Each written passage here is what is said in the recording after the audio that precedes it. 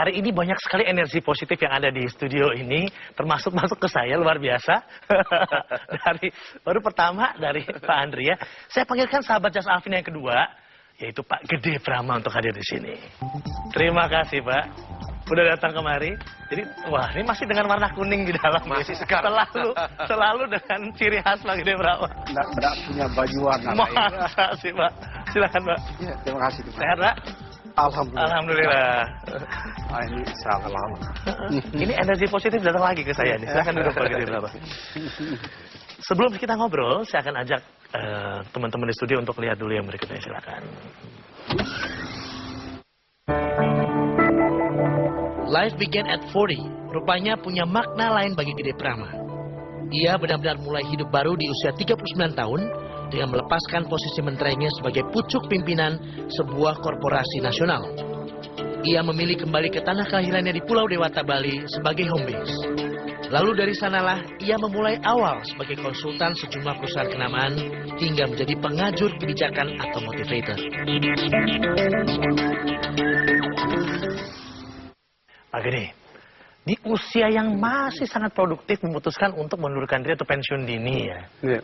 Ini buat kita, saya pinjam istilahnya luar biasa. Gini, dengan menghormati pendekatan hidup yang berbeda seperti Andre Wongso ini, bagi saya orang berbeda itu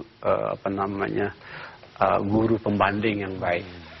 Kalau teman-teman kan sebagian memperuntukkan hidupnya sesuai dengan tuntutan pasar. Apa yang ada di pasar itu yang kita ikuti biar kita bisa bertumbuh gitu.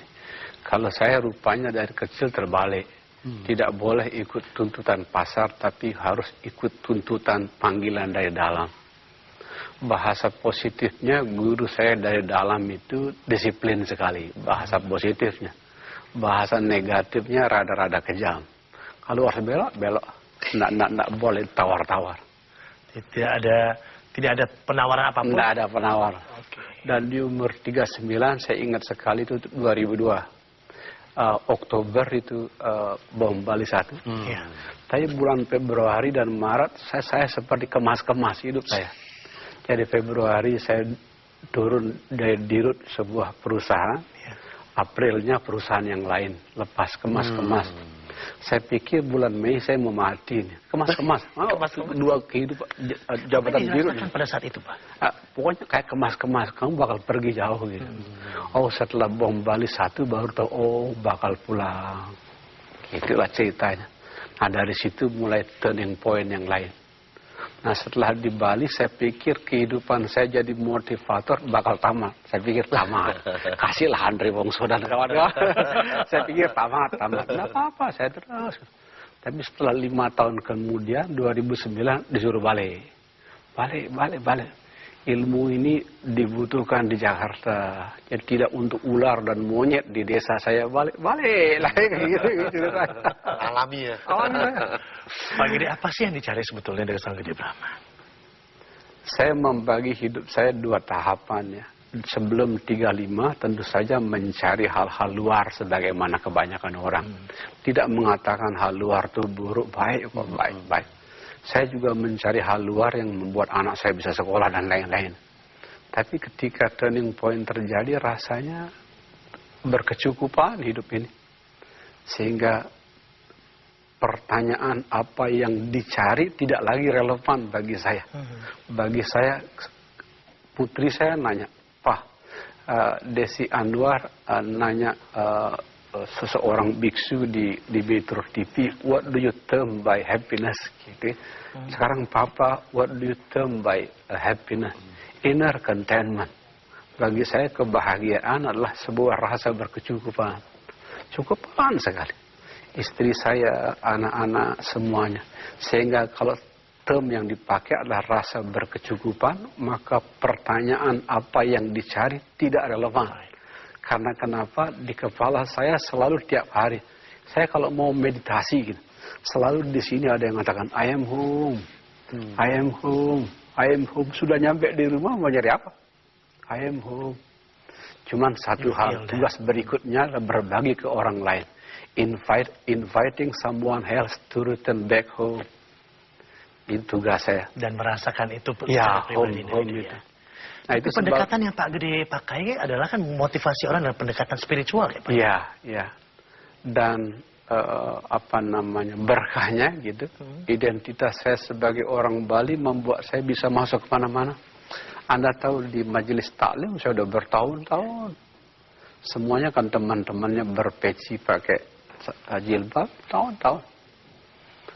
Ada bule terakhir di Bali datangin saya, dia mau pindah agama. Saya bilang jangan. Ya, di jalan yang saya ikuti tidak boleh pindah agama. Di setiap agama ada home. Saya bimbing balik bule itu ke gerejanya. Demikian juga dengan segelintir murid-murid saya yang begitu-begitu ya. Saya bilang home ada di semua tempat. Ya, kita cuma mengira home itu ada di tempat yang jauh.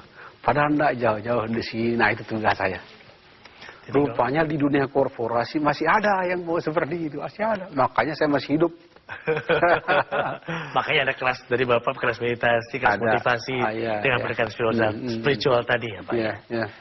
Tapi Pak Gede melihat sebetulnya apa yang terjadi? Apakah memang masyarakat kita, orang-orang kita udah sangat benar-benar yang dalam tanda kutip sudah mesti ditolong banget nih Pak untuk hal-hal yang seperti ini? Gini, masing-masing ada segmennya ya. Masing-masing ada semakin segmen. banyak kan Pak motivator yang ada ya. Iya, masing-masing ada segmen. Ya. Tadi, di awal ketika saya disuruh, saya bilang disuruh untuk mengajar dengan bau spiritual, saya juga ragu ini ada yang beli nggak gitu, ada yang mau nggak. Bahkan di awal-awal saya ada takut nanti dikira minain agama orang gitu. Tapi nyatanya tidak. Banyak yang mau. Banyak yang mau. Universal tadi. Nah, karena pendekatan universal. Dan saya suka orang Islam menyebut saya sufi gitu. Sahabat Buddhis sebagian mengira saya sudah jadi biksu, mengira. saya kira tadi kita nggak pernah lepas dari mana kuningnya. Saya senang. Bagi saya senang kalau orang melihat buku suci mereka dalam kata-kata saya. Jadi jangan melihat buku suci saya dalam terbalik. Pak, dengan pendekatan filosofi, apa tidak ada kesulitan pemahaman pada peserta motivasi yang Bapak? Dalam bahasa Islamnya, alhamdulillah tidak. Buktinya kan masih dipanggil, masih dicari, masih dimanfaatkan.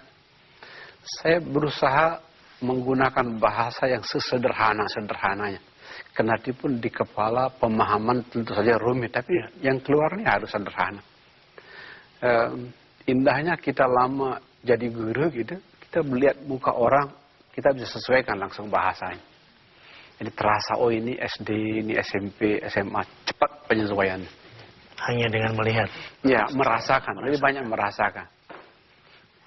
Tolong dirasakan Pak, moga saya di kelas yang mana. Kita break dulu, dan kita kembali saat lagi yang Just Alvin. Dulu saya SMA goblok, totally goblok. Jadi nilainya jelek, sudah goblok, nakal lagi gitu ya. Nah sekolah goblok itu naik kelas dengan status diampuni gitu ya.